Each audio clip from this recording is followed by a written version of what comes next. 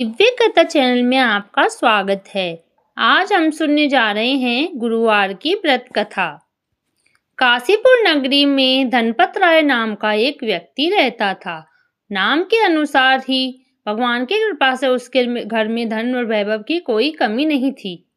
उसका हृदय भी बहुत उदार था। वह गरीबों की बहुत सहायता करता था। उसकी पत्नी मालती का स्वभाव अपने पति के विपरीत था। वो अत्यंत लोभी और कंजूस स्वभाव की स्त्री थी। उसे दान दक्षिणा देने में कोई रुचि नहीं थी। एक बार की बात है, सन्यासी के वेश में बृहस्पति देव उसके घर भिक्षा मांगने आए। मालती ने उन्हें कार्य का बहाना बनाकर लौटा दिया। कुछ दिनों बाद वो फिर से भिक्षा मांगने आए। इस बार भी मालती ने उन्हें ये कहकर भिक्षा देने से मना कर दिया कि आज मैं भी कार्य में व्यस्त हूँ। आप किसी अवकाश वाले दिन आइए। इस पर बृहस्पति देव मन ही मन मुस्कुराए और बोले कि मैं तुम्हें एक ऐसा उपाय बताता हूँ जिससे तुम्हें अवकाश ही अवकाश प्राप्त हो जाएगा। तब तुम्हें कोई काम नहीं करना पड़ेगा। ये सुनकर वो बहुत खुश हुई और बोली, जल्दी से वो उपाय मुझे बताइए, क्योंकि दान दक्षिणा और घर के कार्य से मैं बहुत ज़्यादा परेशान हो चुकी हूँ। साधु ने उससे कहा, बृहस्पतिवार के दिन तुम खूब देर से सोकर उठना। झाड़ू लगाने के बाद सारा कूड़ा उससे घर के एक कोने में रख देना। अपने पति से कहना उस दिन हजामत करवाए।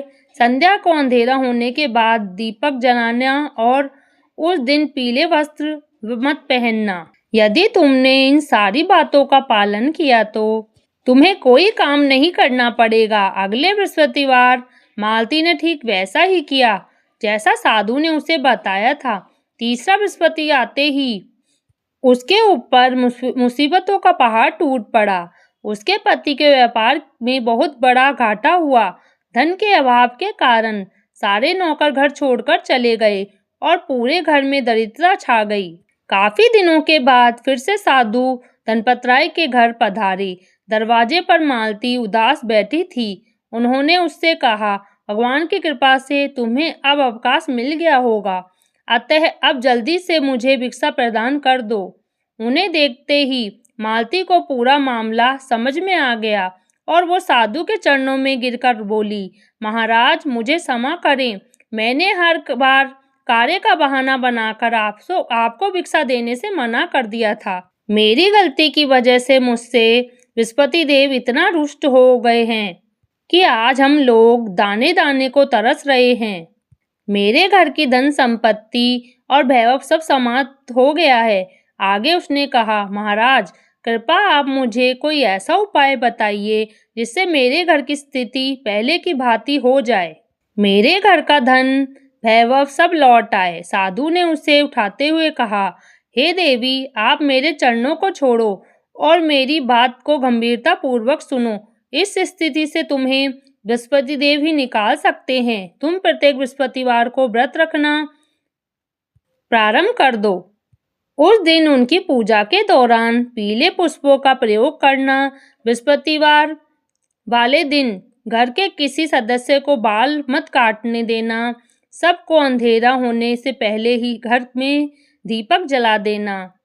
ऐसा करने से तुम्हारे जीवन में फिर धन संपत्ति लौट आएगी। इतना बोलकर वो साधु वहां से अंतर्ध्यान हो गए। ये दृश्य देखकर मालती अचंभित रह गई। उनके जाने के बाद अगले बृहस्पतिवार को मालती ने पूरे विधि विधान से बृहस्पतिवार का व्रत रखा और सच्चे मन से उनकी आराधना की। कुछ दिन बाद बृहस्पति देव की कृपा से उसके घर की स्थिति सुधरने लगी।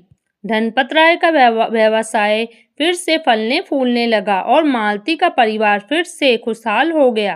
खोया हुआ मान सम्मान भी वापस आ गया। तो इस प्रकार जो भी बृहस्पतिवार को भक्ति भाव से बृहस्पति देव का व्रत करता है या रखता है, उसके घर में धन धान्य की कोई कमी नहीं रहती।